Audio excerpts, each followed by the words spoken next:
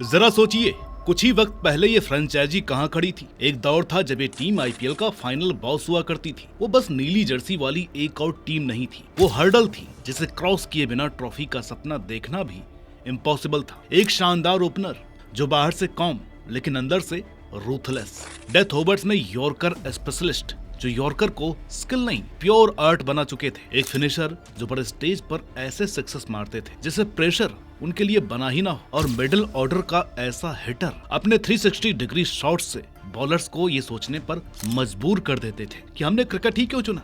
वही था उसका गोल्डन एरा, एक विनिंग मशीन जिसे बस जीतना आता था बिना ज्यादा ड्रामा किए। फिर डाउनफॉल शुरू हुआ, wrong retentions, worst time injuries, ageing core, leadership experiments, auctions जहां पजल के पीस आपस में फिट ही नहीं बैठ रहे थे। और 2024 वो तो स्ट्रेट रॉक बॉटम था। 5 टाइम चैंपियंस, पॉइंट्स टेबल में बिल्कुल लास्ट, 10 में से 10वें नंबर पर। ये सिर्फ एक बैड सीजन नहीं था, ये एक डरावना ख्वाब था। फैंस फ्यूरियस थे, सोशल मीडिया मीम्स से भर गया और लोग वो सवाल पूछने लगे जो कभी इमेजिन भी नहीं किया गया था कि क्या मुंबई इंडियंस का एरा अब खत्म हो गया है। जी हाँ, ये बात हो रही है मुंबई की। लेकिन ग्रेट टीम्स की एक आदत होती है, वो दबे रहना नहीं जानती, वो रिलोड करती है। 2025 में मुंबई ने क्लाइम बैक करना शुरू किया है। वही फ्रेंचाइज जो 2024 में बुरी तरीके से क्रैश कर गई थी, 2025 में खुद को खींचते हुए टॉप 4 तक ले आई है। टीम परफेक्ट नहीं थी लेकिन फील आने लगी थी कि कुछ शिफ्ट हो रहा है। इंटेंट, स्ट्रक्चर और बिलीफ। और अब हम आईपीएल 2026 के डोर पर खड़े हैं। स्क्वाड फाइनल हो चुका है, ऑक्शन की डस्ट सेटल हो चुकी है और मुंबई इंडियंस का ये वर्जन ये किसी ऐसी साइड जैसा नहीं लग रहा जो बस पार्टिसिपेट करने आई। ये टीम क्वाइटली अपना खोया हुआ थ्रोन वापस लेने की प्लानिंग करती दिख रही है। आज बात मुंबई 2026 के स्क्वाड की, उसके पीछे प्लानिंग और एग्जीक्यूशन की। नमस्कार, मेरा नाम है अनुराग सूर्यवंशी और आप देख रहे हैं क्रिक माइंड। हर रिटेंशन लिस्ट एक तरह का कॉन्फेशन होती है। जब सारा नॉइज खत्म हो जाता है तब फ्रेंचाइज असल में किन पर भरोसा करती है ये वही दिखता है। मुंबई इंडियंस के लिए 2026 में मैसेज बिल्कुल साफ था कि उन्हें अपने पिलर्स पर अब भी पूरा भरोसा है। उस लिस्ट में सबसे ऊपर नाम आता है रोहित शर्मा का। उन्होंने भले ही अब कैप्टन की कैप न पहनी हो लेकिन ओपनर के तौर पर, मेंटर के तौर पर और बड़े मैच की प्रेजेंस के तौर पर उनकी वैल्यू अब भी मैसिव है। जब वो वानखेड़े में वॉकआउट करते हैं तो एक अलग ही कैल्मनेस आ जाती है। उन्होंने सब कुछ देखा है, ट्रॉफीज उठाई है, झटके खाए हैं और फिर भी वापसी की है। फिर आते हैं सूर्य कुमार यादव। अगर मॉडर्न T20 बैटिंग का कोई पोस्टर बॉय हो सकता है तो स्काई वहीं खड़े दिखते हैं। पिछला सीजन एलीट था, रन्स भी, कंसिस्टेंसी भी, इम्पैक्ट भी।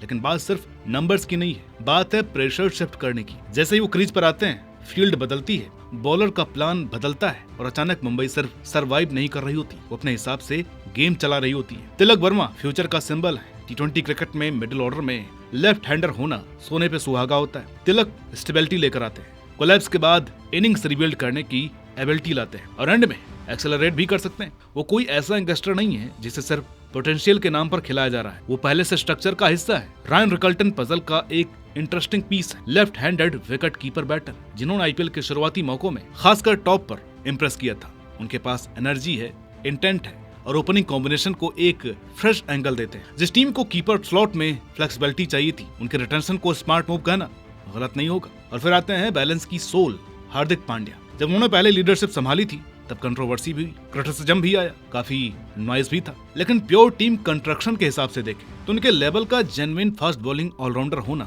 ब्लेसिंग से कम नहीं है। बैट और बॉल दोनों से हार्दिक मुंबई को वो फ्लेक्सिबिलिटी देते हैं जो लीग की बहुत कम टीम्स के पास होती है। बॉलिंग फ्रंट पर 2 जायंट्स अब भी वहीं खड़े हैं, जसप्रीत बुमराह और ट्रेंट बोल्ट। बुमराह आज भी डेथ ओवर्स में नाइटमेयर है, बोल्ट आज भी न्यू बॉल्स से टॉप ऑर्डर उखाड़ने की एबिलिटी रखते हैं। दोनों मिलकर इनिंग्स के दोनों सिरों पर मुंबई को पेस का शार्प एज देते हैं। और फिर मिचेल सेंटनर, सालों तक मुंबई को ऐसा स्पिनर नहीं मिला था जिन पर वो आंख बंद करके भरोसा कर सके। सेंटनर क्वाइटली उस रोल में फिट हो गए, कंट्रोल लाए, वैरायटी दी और नीचे बैटिंग डेप्थ भी जोड़ी। उन्हें रिटेन करना नॉन नेगोशिएबल था। इसी स्पाइन के आसपास मुंबई ने depth piece, young Indian names और कुछ ओवरसीज ऑप्शंस को भी रिटेन किया जो कंडीशंस और मैचअप्स के हिसाब से फिट हो सके। मैसेज सिंपल था कि स्केलेटन तैयार है, अब बस सही मसल्स जोड़ने हैं। इतनी स्ट्रॉन्ग बैकबोन होने के बावजूद मुंबई इंडियंस आंख मूंद कर नहीं चल रही थी। उन्हें साफ साफ पता था कि वल्नरेबिलिटीज कहाँ है। एक बड़ा सवाल ओपनिंग और विकेट कीपिंग कॉम्बिनेशन को लेकर था। रिकल्टन ने प्रॉमिस दिखाई थी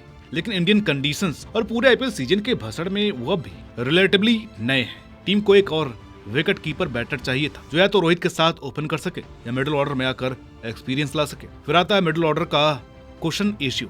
स्काई वर्ल्ड क्लास है, तिलक रॉक सॉलिड है, इसमें कोई शक नहीं, लेकिन हर बैटर के बैड डेज आते हैं। अगर किसी बड़े मैच में स्काई जल्दी आउट हो जाए तो चेस को स्टीयर कौन करेगा या कोलैप्स के बाद इनिंग्स को कौन संभालेगा। फास्ट बॉलिंग डेप्थ भी कंसर्न थी। बुमराह और बोल्ट जितने बेस्ट हो सकते हैं उतने हैं, लेकिन सिर्फ दो नामों पर ज्यादा डिपेंडेंसी रिस्की होती है। इंजरीज, वर्कलोड, ऑफ डेज, ये सब गेम का हिस्सा है। मुंबई को कम से कम एक और ऐसा सीमर चाहिए था जिस पर हाई प्रेशर ओवर्स में भरोसा दिखाया जा सके। स्पिन डेप्थ को भी फाइन ट्यून करने की जरूरत थी। सेंटनर कंट्रोल देते, लेकिन उनके पीछे प्रूवन स्पिन ऑप्शंस की लंबी लिस्ट नहीं थी जो स्लो और टर्निंग ट्रैक्स पर काम कर सके। सेंटनर का एक खराब दिन या कोई इंजरी और स्पिन डिपार्टमेंट फिर से खत्म दिखने लगता था। और आखिर में ऑलराउंडर लेयर। हार्दिक अकेले जेन्युइन 3 डायमेंशनल प्लेयर नहीं हो सकते। टीम को एक ऐसे मल्टीपल ऑप्शंस चाहिए थे जो मिडिल या लोअर ऑर्डर में बैटिंग कर सके और जरूरत पड़ने पर 1 से 3 ओवर्स भी दे सके। इसलिए मुंबई ऑक्शन और ट्रेड विंडो में बहुत स्पेसिफिक सवालों के साथ उतरी जिनके जवाब उन्हें हर हाल में चाहिए थे। यहीं से कहानी इंटरेस्टिंग हो जाती है। इस बार मुंबई के पास बहुत बड़ा पर्स नहीं था। वो मैसिव हेडलाइन मेकिंग बायस करके शोर नहीं मचा सकते थे, इसलिए उन्होंने चुना प्रिसीजन का रास्ता। ट्रेड्स के जरिए उन्होंने शार्दुल ठाकुर को अंदर लाया। शार्दुल एक तरह के कॉस्ट मर्चेंट है, कभी कभी रन्स खा जाते हैं, कभी बाउंड्री बॉल भी डाल देते हैं, लेकिन उनके पास एक अजीब सी आदत है गेम को ठीक उसी वक्त विकेट देकर पलट देने की जब टीम को ब्रेक थ्रू चाहिए होता है। ऊपर से नंबर 7 या 8 पर उनके हैंडी हिटिंग भी जोड़ दीजिए तो अचानक आपके पास एक ऐसा प्लेयर आ जाता है जो बैट या बॉल किसी भी स्किल से मैच बदल सकता है। उन्होंने शेरफन रदरफोर्ड को भी जोड़ा, लोअर मिडिल ऑर्डर के लिए एक लेफ्ट हैंडर पावर हिटर जिनके पास मीडियम पेस का ऑप्शन भी लॉकर में है।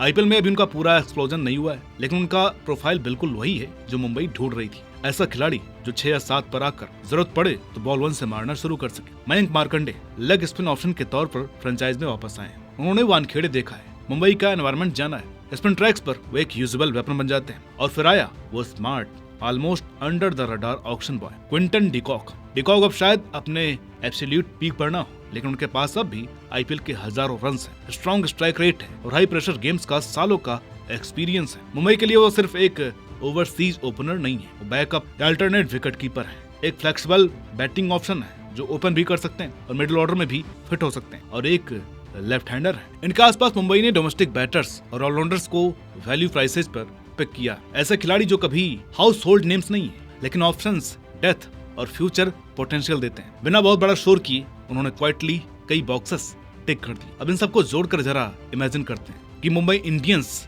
अलग अलग तरह की कंडीशंस में कैसे लाइन अप कर सकती है। एक टिपिकल वानखेड़े इवनिंग पर जब बिग स्कोर चेज करना हो, आप आसानी से देख सकते हैं कि रोहित शर्मा और रॉयन रिकल्टन या डिकॉक ओपनिंग करने आते हैं। Right hand left hand combinations, experience और फ्रेशनेस का मिक्स। 3 नंबर पर सूर्य कुमार यादव, 4 पर तिलक वर्मा, अर्ली कोलैप्स हो तो एंकर करने के लिए और प्लेटफॉर्म सेट हो तो एक्सेलरेट करने के लिए, 5 पर हार्दिक पांड्या, 6 पर शेरफन रदरफोर्ड, लेफ्ट हैंडर पावर और फ्लेक्सिबिलिटी जोड़ते हुए, 7 पर मिचेल सेंटनर, बैट और बॉल दोनों से कंट्रीब्यूशन देते हुए। इसके बाद बॉलिंग कोर आता है, बुमराह, बोल्ट, शार्दुल या चाहर, और कंडीशंस के हिसाब से एक एक्स्ट्रा स्पिनर या सीमर। अगर मुंबई स्लो ट्रैक पर पहले बैटिंग कर रही हो और डिफेंड करना हो तो वो ट्विक भी कर सकती है। हो सकता है सेंटनर या मार्कंडे दोनों को खिलाया जाए या यंग ऑफ स्पिन ऑप्शन के तौर पर अल्लाह गजनफर को मौका मिले। बॉलिंग को थोड़ा हैवी रखा जाए, ये जानते हुए कि रोहित, स्काई, तिलक, हार्दिक और एक ओवरसीज बैटर मिलकर भी डिफेंडेबल टोटल खड़ा कर सकते हैं। ये इस टीम का स्कैरी पार्ट है। इनके पास सिर्फ एक फिक्स्ड टेम्पलेट नहीं है,